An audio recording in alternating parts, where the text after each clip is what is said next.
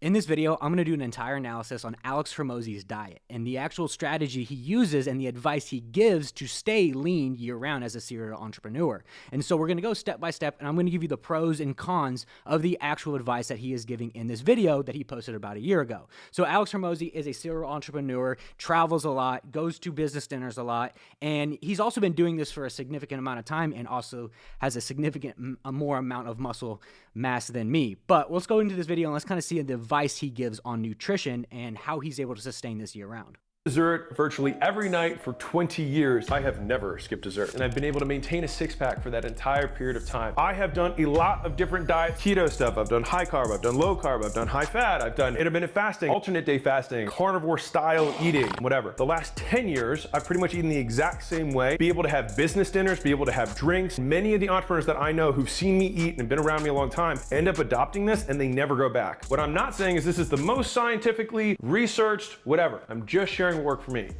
So basically what he's utilizing is something called flexible dieting, right? Understanding how many calories he's eating per day, but also you have to realize that he is a big guy. Like, he has a lot of muscle tissue, right? And the more amount of muscle tissue that you actually do have, the leaner you can actually stay, because the more amount of muscle tissue that you have, your metabolism's higher. So it takes 8 calories to sustain 1 pound of muscle tissue, but 2 calories to sustain 1 pound of body fat. So you have to realize, first of all, that he is pretty big. He has a lot of muscle tissue, which makes it a ton easier for him to maintain this year round. But he also understands flexible dieting. He understands what his body needs, what his specific body needs to stay lean, go to dinners, and be able to plan ahead to be able to stay lean year round, because he's tried all these different things. And the more that you try and the more that you try and fail, then yes, you're going to eventually find what does work for you. And he even states that, do what works best for you, right? And I completely do agree with that. Like, you should do what works best for you. But the problem is, a lot of people don't actually know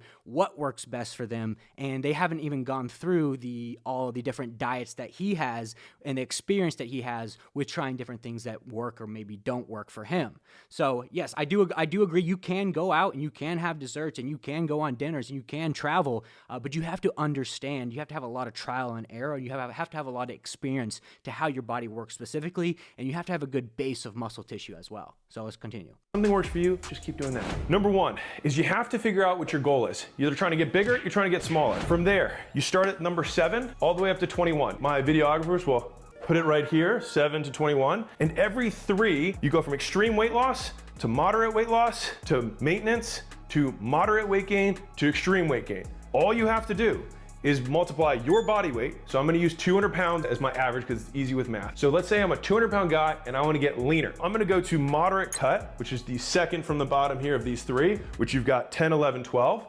And I'm gonna say 10 because it's easy math. And so I'm gonna multiply 200, which is my weight, times 10, which is this coefficient, which gives me, drumroll please, 2,000 calories, all right? Now, if you're like, doesn't it change? What about my exercise? And what if I have a physical job?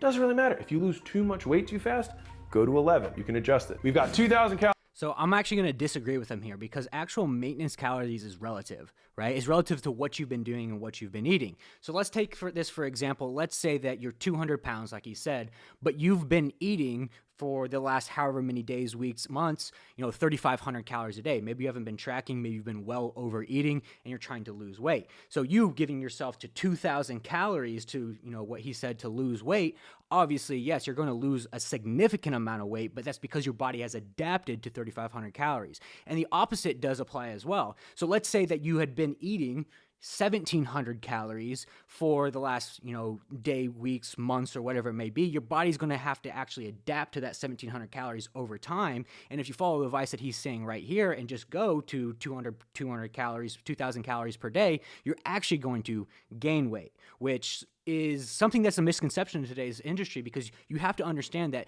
the body is very adaptable and it adapts to how much that you're actually putting in. And so it does matter, and maintenance calories is very relative to what you have been doing. So my advice for this is, first of all, find out where your maintenance calories actually are at. I would track for a few days and see exactly where your calories are at. So add up all the calories within a 3 to 4 day period and divide exactly about how much days that you actually tracked, and then you'll get your maintenance calories, or relative where your maintenance calories are at, and then start from there. Calories, great. Here's step 3. You multiply your weight, 200 pounds again, you multiply it by 1. really hard math. Means 200 grams of protein. Some of the science nerds are gonna be like, you can only metabolize 0.7 grams per, don't give a shit.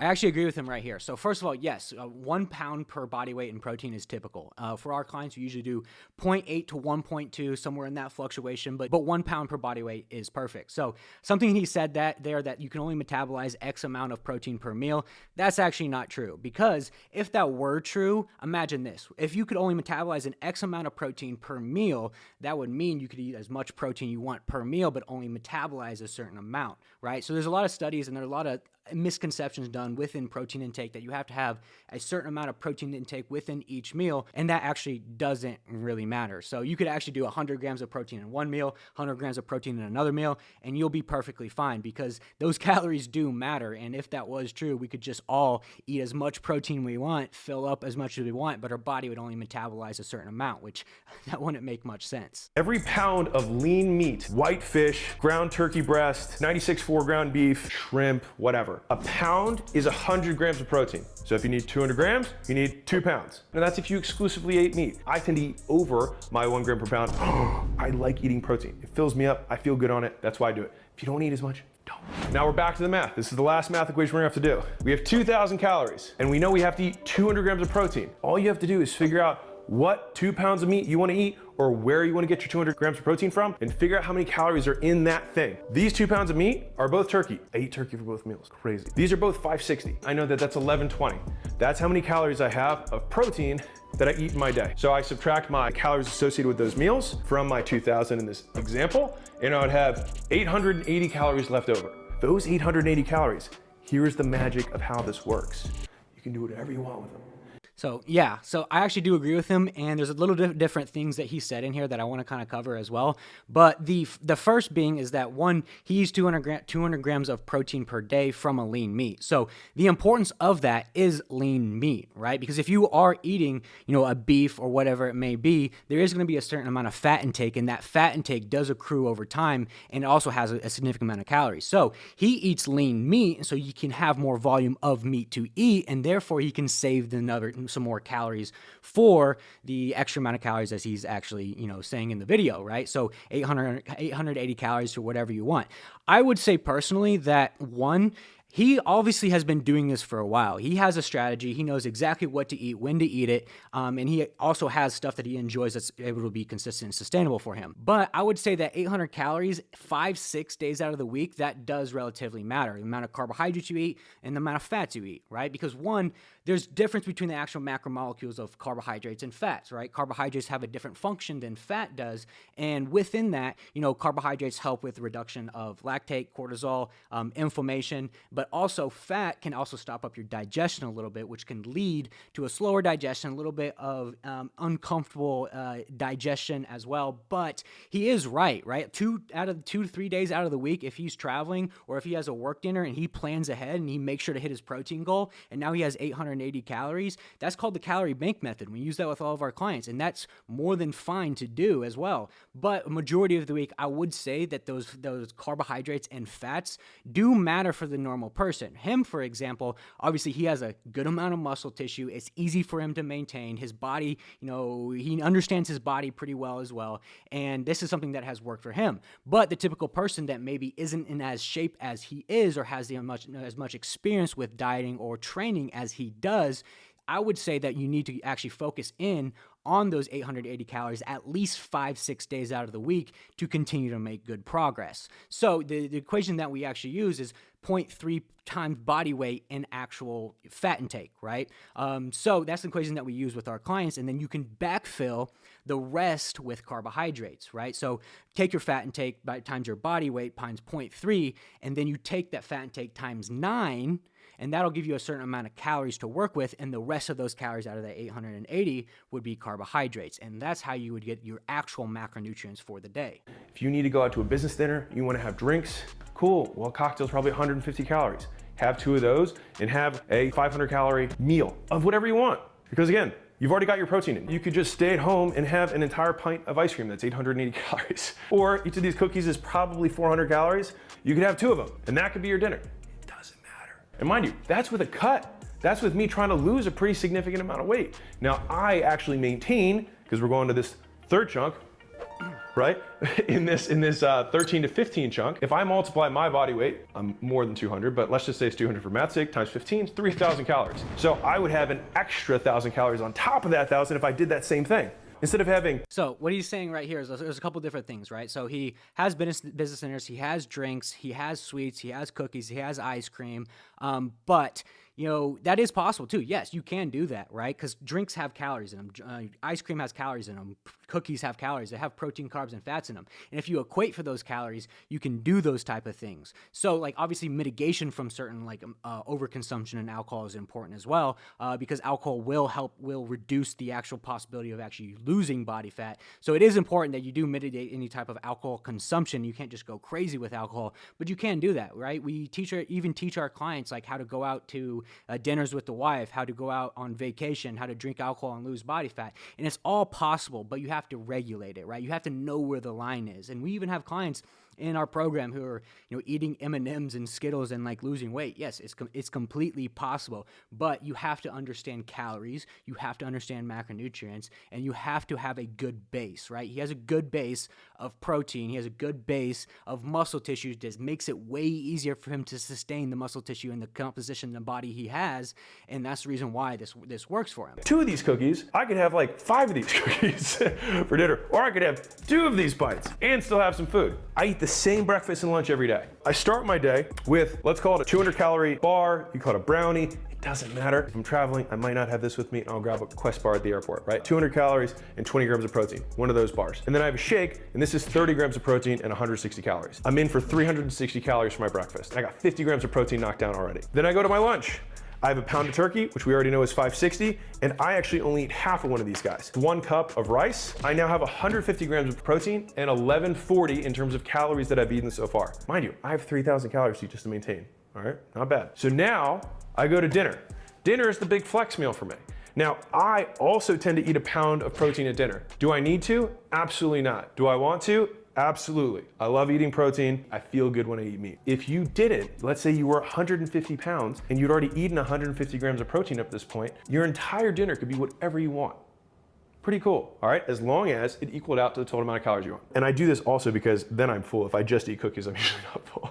This has worked for a very long time. I actually had a couple of guys stop me and say, dude, you made this nutrition video and like I lost 50 pounds using it. Like, thanks so much. I get a bunch of DMs about this stuff. And so this is really what I eat every day. So if you're like, yeah, so like he said, he's been doing this for years, so he has the routine down packed. He has the experience with how his body works and trying other different things. And I even tell a lot of our clients too, like the easiest way to be consistent is one, keep it simple, but keep it simple with something that you like doing. So this works for him because one, he has a staple, right? He wakes up, he has the protein bar, he has a protein shake, and then he has the ground turkey twice a day, right? That's something he's been doing for extremely long time, and that works for him. He enjoys it. And then at the end of the day, he gets to, if he wants to, every once in a while have, you know, ice cream, cookies, or maybe even more meat as well. But that works for him, and that's able to keep him consistent and able to keep him sustaining it, because at the end of the day, to make it easy, to make, you know, keeping the same body composition, sustainability just comes from being comfortable. So this is what makes him comfortable, and this is where it is the most easy for him. And then also with that last, you know, meal of the day, he understands that if he gets meal 1, 2, 3 in, then he can go do whatever he wants within a certain frame for the rest of the day, right? The only thing I would say is that if you're somebody who doesn't have as much muscle tissue as him, if you're not experienced as him, then you do need to get into the actual, you know, macronutrients of that 880 calories to see exactly what you would need to eat, protein, carbs, and fats. And then you can also, yes, utilize his strategy as well with using the calorie bank method once or twice a week. Where's your greens? I have a multivitamin and I continue to stay alive. And guys, yeah, so, you know, with that as well, like we have clients all the time who, you know, complain about eating vegetables, and that's perfectly fine. You can also just do, you know, a simple green supplement. Like you don't have to have vegetables in your diet. What you have to have is fiber, right? Have fiber in your diet so you have good digestion, food flows through your body very well. Stayed away from fitness stuff mostly because like there's all these armchair debates and like I just don't care. If you want, I can do a part 2 on how I train as an entrepreneur. It's different than if you were like a pro bodybuilder or a strongman or a powerlifter or Olympic lifter or just a normal gym rat. I can make Overall, so yeah, I think his advice is really good in this video, but overall, I think that if you're somebody who's a little less experienced than him or is kind of new into the fitness space, it does kind of matter. And the reason being is because you have to have the understanding of calories, macronutrients, and how your body works, as well with a good structure of muscle tissue to be able to sustain that, right? So this works for him, and I'm 100% confident that this is something that can sustain him for the rest of his life, and he doesn't really need to change anything. But for the average human being, that it's not Alex Hormozi, doesn't have 220 pounds of lean tissue and has tried an immense amount of different diets over through the years, this strategy might not work, and you might need to get a little bit more education on what you need to do for sustainability, because overall sustainability just comes from education, right? Knowing what works for you, knowing what doesn't work for you, knowing things that you have tried that haven't worked, and also knowing calories, macronutrients, and also having a good plan that's sustainable that you can be consistent with. And all those things do matter as well. So overall, I think his diet strategy is amazing because it works for him, but I don't think that, the normal person that isn't Alex Hormozi might need to get a little bit more granular in what they need to do specifically. So if you like this video, like, comment, subscribe. We'll be doing videos Monday, Wednesday, and Friday, and I will see you guys next time.